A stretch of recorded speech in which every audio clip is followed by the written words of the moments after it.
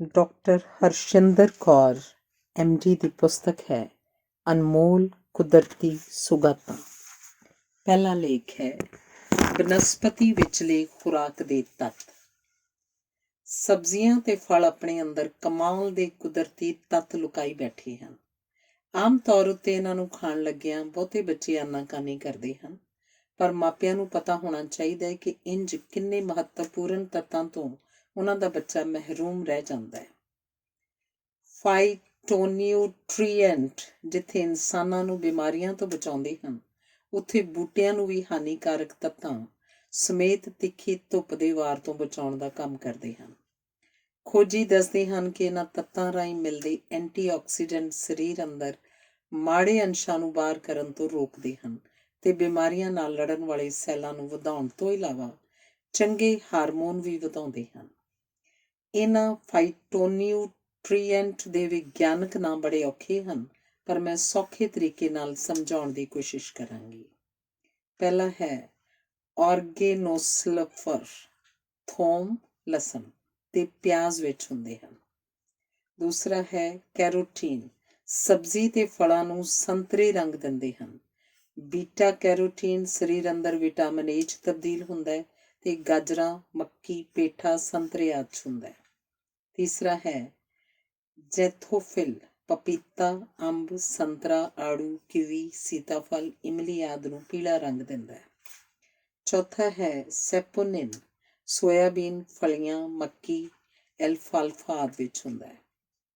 ਪੰਜਵਾਂ ਹੈ ਫਲੈਵੋਨਾਈਡ, ਬੂਟਿਆਂ ਵਿੱਚ ਲਾਲ, ਨੀਲਾ ਤੇ ਜਾਮਨੀ ਰੰਗ ਭਰਦੇ ਹਨ, ਮਸਲਨ ਬਲੂਬੈਰੀ, ਜਾਮਨੀ ਅੰਗੂਰ, ਪੇਠਾ, ਟਮਾਟਰ, ਰਸਬੇਰੀ, ਸਟ੍ਰਾਬੇਰੀ, ਸੰਤਰਾ, ਫਲੀਆਂ ਆਦਿ।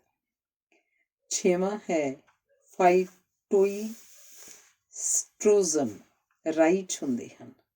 ਸੱਤਵਾਂ ਟਾਇਰੋਸੋਲ ਐਸਟਰ, ਅੰਗੂਰਾਂ ਤੇ ਓਲਿਵ ਤੇਲ 'ਚ ਹੁੰਦੇ ਹਨ। ਅੱਠਵਾਂ ਹਾਈਡਰੋਕਸੀ ਸਿਨਾਮਿਕ ਐਸਿਡ, ਇਲਾਇਚੀ, ਸੰਤਰਾ, ਕਿੰਨੂ, ਬੇਰੀਆਂ ਆਦਿ ਵਿੱਚ ਹੁੰਦੇ ਹਨ। ਨੌਵਾਂ ਫਿਨੋਲਿਕ ਐਸਿਡ, ਅਖਰੋਟ, ਸਟ੍ਰਾਬੇਰੀ, ਕ੍ਰੇਨਬੈਰੀ, ਬਲੈਕਬੈਰੀ, ਅਮਰੂਦ, ਅੰਗੂਰ, ਚਾਹ, ਅੰਬ, ਸੋਇਆਬੀਨ, ਮੂੰਗਫਲੀ, ਕਣਕ, ਵੈਨੀਲਾ ਬੀਜ, ਲੌਂਗ, ਮਿਰਚ, ਹਲਦੀ, ਸਰੋਂ ਆਦਿ ਵਿੱਚ ਮਿਲਦੇ ਹਨ।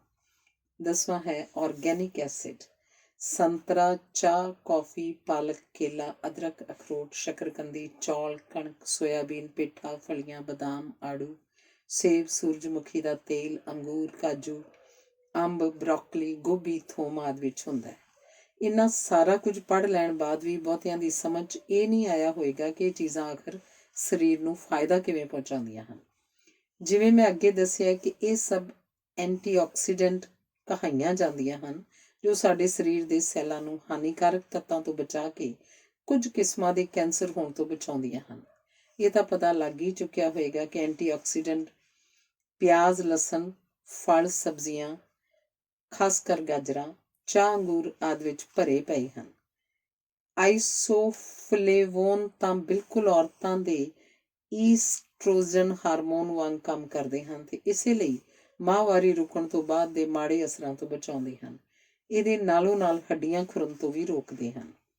ਪੱਤ ਗੋਭੀ ਵਿਚਲਾ ਇੰਡੋਲ ਛਾਤੀ ਦਾ ਕੈਂਸਰ ਹੋਣ ਦਾ ਖਤਰਾ ਘਟਾਉਂਦਾ ਹੈ। ਕੁਝ ਹੋਰ ਕਿਸਮ ਦੇ ਕੈਂਸਰ ਰੋਕਣ ਲਈ ਇਹੀ ਕੁਝ ਸੋਇਆਬੀਨ, ਫਲੀਆਂ, ਚੈਰੀ, ਸੰਤਰਾ, ਮੌਸਮੀ ਵਿਚਲੇ ਫਾਈਟੋਕੈਮੀਕਲ ਵੀ ਕਰਦੇ ਹਨ। ਫਲੀਆਂ ਵਿਚਲੇ ਸੈਪੋਨਿਲ ਤਾਂ DNA ਨੂੰ ਤੇਜ਼ੀ ਨਾਲ ਵਧਣ ਤੋਂ ਰੋਕ ਕੇ ਕੈਂਸਰ ਦੇ ਸੈੱਲਾਂ ਨੂੰ ਫੈਲਣ ਤੋਂ ਰੋਕਦੇ ਹਨ। ਖੋਜੀ ਤਾਂ ਇਹ ਵੀ ਦੱਸਦੇ ਹਨ ਕਿ ਸ਼ਿਮਲਾ ਮਿਰਚਾਂ ਵਿਚਲਾ ਕੈਪਸੈਸਿਨ DNA ਨੂੰ ਕੈਂਸਰ ਦੇ ਹਮਲੇ ਤੋਂ ਬਚਾਉਂਦਾ ਹੈ। ਥੋਮ ਵਿਚਲਾ ਫਾਈਟੋਕੈਮੀਕਲ ਤਾਂ ਚਿਰਾਂ ਪੁਰਾਣੀਆਂ ਖੋਜਾਂ ਵਿੱਚ ਹੀ ਕੀਟਾਣੂਆਂ ਨਾਲ ਲੜਨ ਦੀ ਸਰੀਰਕ ਤਾਕਤ ਵਧਾਉਣ ਵਾਸਤੇ ਸਹਾਈ ਸਿੱਧ ਹੋ ਚੁੱਕਾ ਹੈ ਤੇ ਪੁਰਾਣੇ ਸਮਿਆਂ 'ਚ ਐਂਟੀਬਾਇਓਟਿਕ ਵਾਂਗ ਵਰਤਿਆ ਜਾਂਦਾ ਰਿਹਾ। ਕੁਝ ਫਾਈਟੋਕੈਮੀਕਲ ਤਾਂ ਸੈੱਲਾਂ ਦੀ ਬਾਹਰਲੀ ਪਰਤ ਉੱਤੇ ਚਿਪਕ ਕੇ ਉਹਨਾਂ ਉੱਤੇ ਕੀਟਾਣੂਆਂ ਦੇ ਚਿਪਕਣ ਜੋਗੀ ਥਾਂ ਹੀ ਨਹੀਂ ਛੱਡਦੇ ਤੇ ਇੰਜ ਬਿਮਾਰੀ ਤੋਂ ਬਚਾਅ ਕਰ ਦਿੰਦੇ ਹਨ।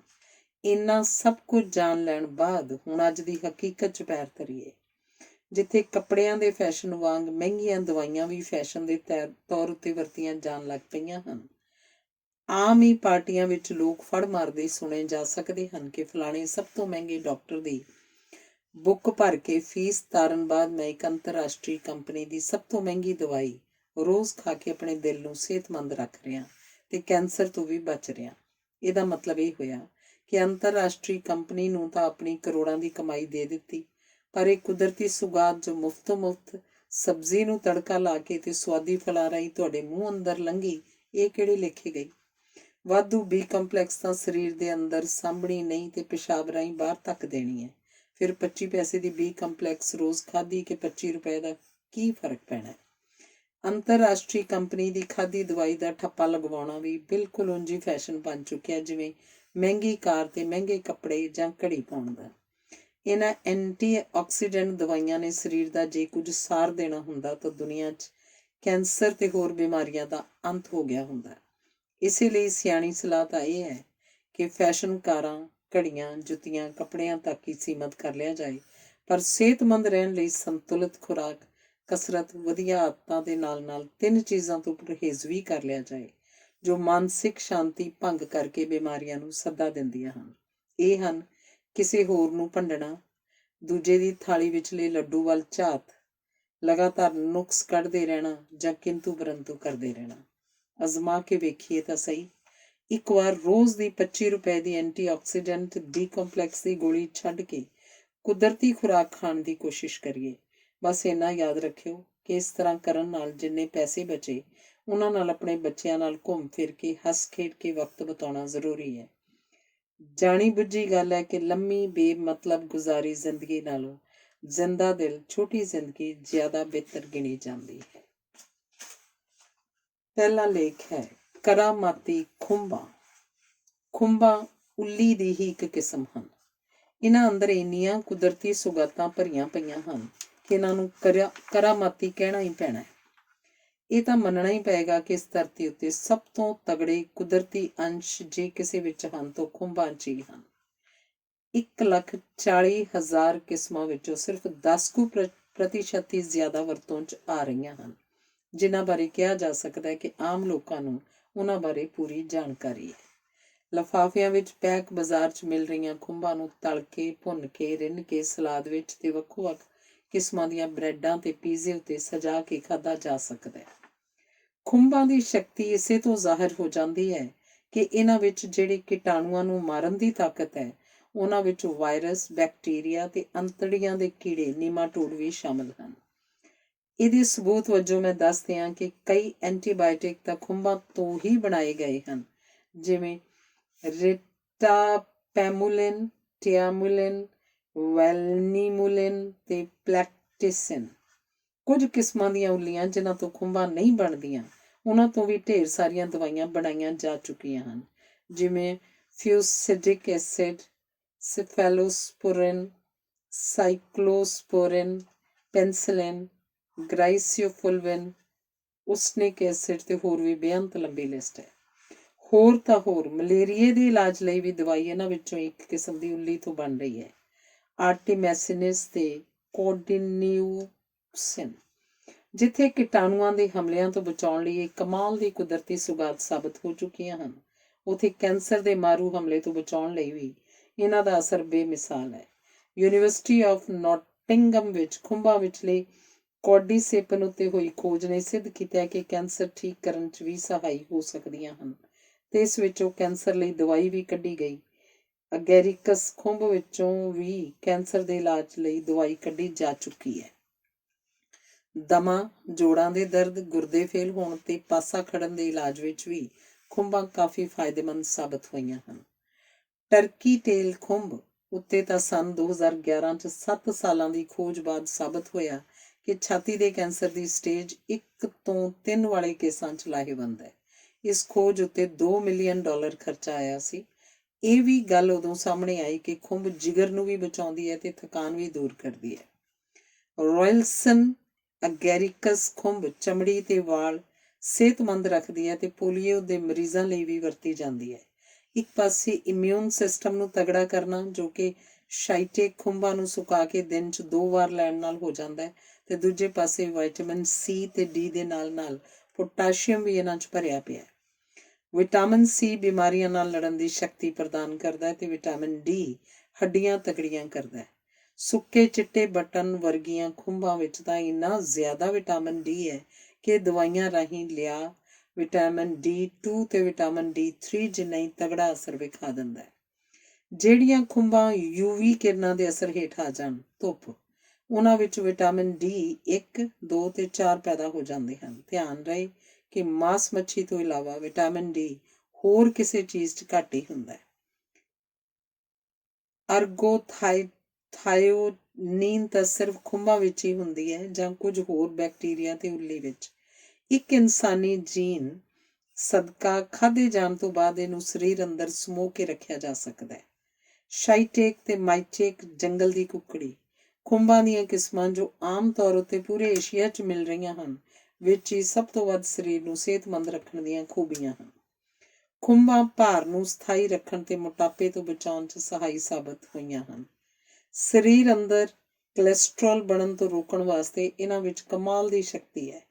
ਚੌਲਾਂ ਉੱਤੇ ਉਗਦੀ ਲਾਲ ਉੱਲੀ ਵਿੱਚੋਂ ਲਿਵੋਸਟੈਟਿਨ, ਮੀਵਾਸਟੈਟਿਨ ਤੇ ਸਿਮਾਵਾਸਟੈਟਿਨ ਦਵਾਈਆਂ ਬਣ ਰਹੀਆਂ ਹਨ ਜੋ ਕੋਲੈਸਟਰੋਲ ਘਟਾਉਂਦੀਆਂ ਹਨ। ਖੁੰਬਾਂ ਵਿੱਚੋਂ ਕੱਢਿਆ ਗਿਆ ਏਰੀਟਾਡੇਨੀਨ ਵੀ ਸਰੀਰ ਅੰਦਰੋਂ ਕੋਲੈਸਟਰੋਲ ਘਟਾ ਦਿੰਦਾ ਹੈ।